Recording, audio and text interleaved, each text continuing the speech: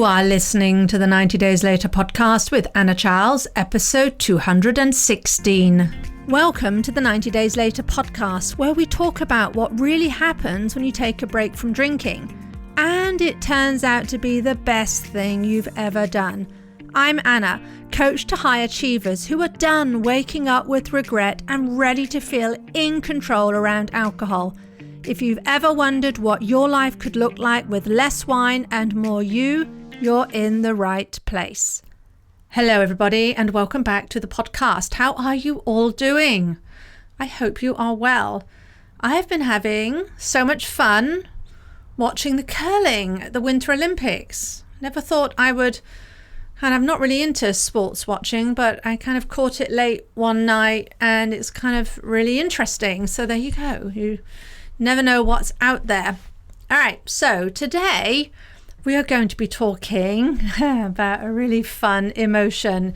It's one that most people, I bet, spend their lives trying to avoid. And certainly when this comes up in my coaching with my clients, they're like, oh, I do not want to go near that one. Yes, today, my friends, we are talking about dread. How does that show up for you? Right? The things I hear are things like it's really like a heavy feeling on my chest.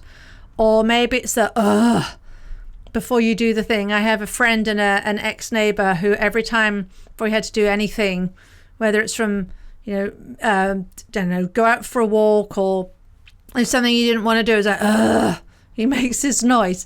Right? So it's that, or maybe it's the resistance. Maybe it's just resistance that shows up perhaps before maybe a social event or a hard conversation you're going to have, or maybe an evening where you're planning not to drink, right? It's fantastic, it can be a fantastic thing, but maybe to start with, you're feeling dread. It's like, I don't know if I can do this.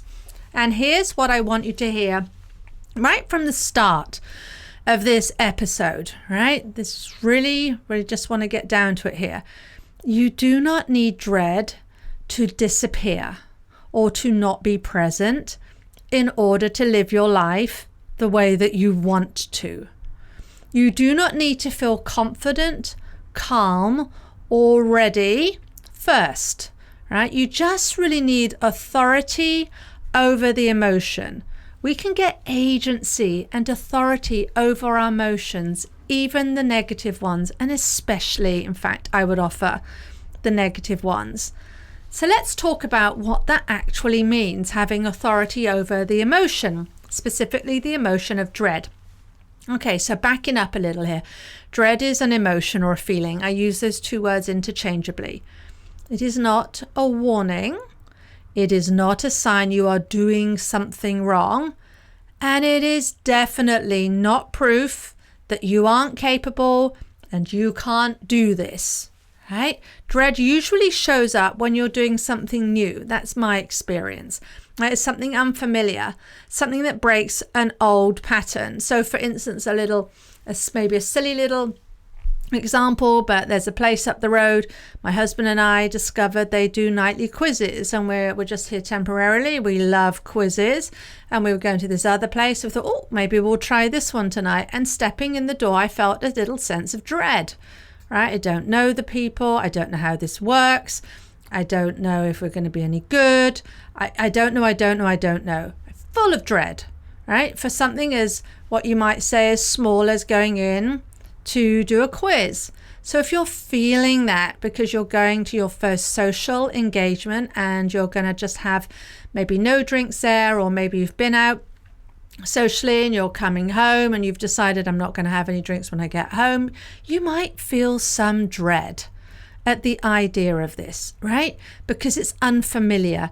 It is breaking an old pattern, right? So this exactly fits the scenario of changing your relationship with alcohol.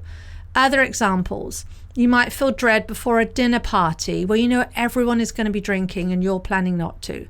You might feel dread before a Friday night alone. Maybe you're home alone and you're not going to have your usual glass of wine, or maybe instead of 3 glasses of wine, you're just going to have the one.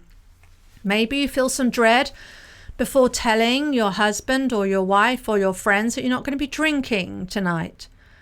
Maybe you feel dread before ordering something different at the bar. Now, what most people do in that moment when we feel all this dread is they try to get rid of the feeling. They tell themselves things like, I shouldn't feel this way, right? Or they argue with it, or they distract themselves. Or, as often happens, I used to do this a lot, and I see this a lot with my clients, they will have a drink to make the feeling of dread go away. But here is the thing that changes everything. Instead of trying to eliminate dread, I want you to befriend it. And yes, I use that word advisedly. I chose that word specifically. Befriending an emotion does not mean you have to love it. It basically means you're going to stop fighting it, right? You're going to bring it in, and it's like, I can do this. I can be with this. Sounds a bit like this. When you befriend an emotion, this is kind of how I would talk to it. There you are. There you are, dread. I've been expecting you. That is it. That's all you have to say. Right, there you are. Been expecting you. Listen to those words. There is zero drama. I'm not fixating on it. There's certainly no spiraling. It's just, okay, so here you are, right? Bring it on. And because when you do that, something important happens. You really get your authority back, even if it's just for the nanosecond. All right. And then you might say, oh, that's too much, and have a drink to get rid of it. So we build on this, right? We don't want to expect to be experts immediately. But when you notice it, and when you start to get authority over it, you see that the emotion is no longer in charge of your actions. It is not going to divert you from the action that you have planned to take. So let me give you a real world example. Let's say you're invited to a birthday dinner, and you have already decided you're not going to be drinking, right, at the dinner. Or maybe you're having one, or maybe you're just going to have two. Maybe you'd ordinarily have a bottle, whatever it is for you, right? No judgment, whatever the plan is. And then you go armed with this, and then the dread hits. Even thinking about it, right? You're not even at the party yet. What if it's awkward? What if people comment? What if I cave? What if I don't enjoy myself? What if, right? We spoke about what ifs on a previous episode. Now, most people think that they need those thoughts and that feeling of dread to stop before they're able to take action, to stop before they feel ready to go to the party and just do the thing, right? Have 0 drinks, have 1 drink, whatever it is. And so they're going to wait to feel ready. But this is a mistake, because readiness is not a requirement for action. Here's what I think is required to take action: a sense of authority, right? So instead, rather than saying, oh, I don't think I can do that, not sure, not ready, I want you to say instead, okay, so I feel some dread. That makes sense. And then you go anyway. You order what you plan to order. You sit through the initial discomfort. You let the feeling of dread be there while you stay present with what's going on. That, my friends, is authority. Is you showing your brain, look, I can feel this and I can still do what I said I would do. We are not going to let the feeling of dread stop us, because this is the part no one tells you. The emotion loses its power. Actually, this works for any emotion, but I find that dread is often quite a sticky one. The emotion loses its power when it no longer controls your behavior, or when you see you are no longer letting it control your behavior. The emotion does not need to go away first. It just feels easier, maybe a little softer, maybe not quite so intense, because you are not obeying it. This applies everywhere, and that is the most fantastic thing. All right, this applies on a Friday night after a long week, when you might have that familiar pull towards wine because you want relief at the end of the working week. The dread might sound something like, oh, this is going to feel so boring. This is a Friday night. Or you might think, oh, I can't relax without it. I really can't. And then you'll feel dread. But instead of trying to talk yourself out of those thoughts, you let them come in. You say, yep, there we go. That's my brain doing its thing, right? There it is, anticipating that this is going to feel so boring and I'm not going to be able to handle that without a drink. It's just, that's what it's done all this time. I see it now. And then you follow your plan anyway. You take your action that you planned anyway. You eat dinner, you have a rest, you go to bed, right? Let's say it's Friday. And not because it feels amazing in the moment, but because that's what you said you were going to do. And this is all about building trust with yourself. I always say when I hop on a discovery call with people, which is the free call we have, this is really just to make sure we're a fit, right, for working together. I always say that we just want to build trust. It's like the number one thing. If you can start to trust yourself, then you're going to be willing to do all the things, right? Trust is really the foundation. And here is a truth that I see, which I find incredibly empowering and shows up as being something my clients feel empowering and that helps them to take action. You don't build confidence by waiting for your emotions to cooperate, right? For waiting for dread to go away and to feel motivated or something better. You build confidence by acting while that emotion is present. Again, we're not going to let it divert us from what we said we would do. This is how people stop feeling at the mercy of their urges, right? At the mercy of any anxiety they have, which is a normal human emotion, right? We're going to feel anxious sometimes. And this is how people stop feeling at the mercy of social pressure, right? We stop trying to feel different before acting. They act and the feeling follows. This is why so many people stay stuck, right? They believe that their emotions are instructions, that if there's a negative emotion, it's a warning sign we're doing something wrong and we have to stay where we are until we change it, right? Our emotions are not instructions. They are just information. That, by the way, is a thought that I love. How I'm feeling right now at any time is just information. And you get to decide with your beautiful brain what you do with that information. So, the next time dread shows up for you, I want you to try this. I want you to name it. There we go. Feeling dread. I want you to allow it. I want you to expect it. There you go. I was expecting you to be here.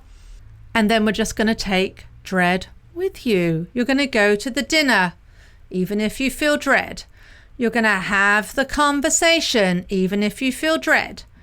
You're going to end the evening without drinking, even if you feel dread. You're going to do the thing you said you would do, even if you feel dread. You won't maybe do it perfectly. You may not feel heroic. That's okay, right? You will back yourself because we're being honest with yourself. I feel dread and I'm still going to do this thing. This is where our power lives. And if you're listening to this thinking, I get this, Anna, everything you say makes sense, but I don't trust myself to follow through. My dread is just too much, right? I feel it worse than anybody else. That is exactly where coaching comes in. This is the work I do with my clients. I help you build authority over your emotional world so you can take action even when it's uncomfortable and even when maybe every fiber in your being is screaming no. Right? We're just going to still take the action, and it's not by force. It's not by using willpower, but it's by learning how to be with yourself. And if you listened, or if you haven't, to the last episode, 215, when I spoke to one of my lovely clients, Maura, you'll hear her talk about this, right? This is about changing how you see yourself. So, for all of you out there, and you know who you are, when you are ready to stop waiting for your emotions to change and start creating results regardless of how you feel, and you want the wine to stop getting in the way, it is your turn. It is your turn to talk with me. It is your turn to work with me. It is your turn to say yes to yourself. It is your turn to completely revolutionize how you see yourself, how you show up in your life, and what you create for yourself. When you change the role that alcohol plays in your life, you will really blow your own mind with what you are capable of. You do not need to be fearless. You just need to take one step forward. And yes, even if you feel dread at the idea of reaching out to me, that's okay. It's something new that you're doing. You know you will be safe with me. So you just want to allow that feeling of dread and take the action anyway. So go ahead and book that call. You will be so grateful to yourself. You could be my next successful client, just like you heard Maura speak about last week. All right, I will see you next time. If this episode hit home and you're ready to explore what life could look like with alcohol in the backseat, let's talk. I work with people one-on-one who are ready to create the relationship with alcohol that works for them, so they feel powerful in their choices and at peace with their habits. Go to 90dayslater.co and click on book a call, or grab one of the free guides in the show notes to this episode. And if this podcast is helping you, a rating or review goes a long way to help others find this work too.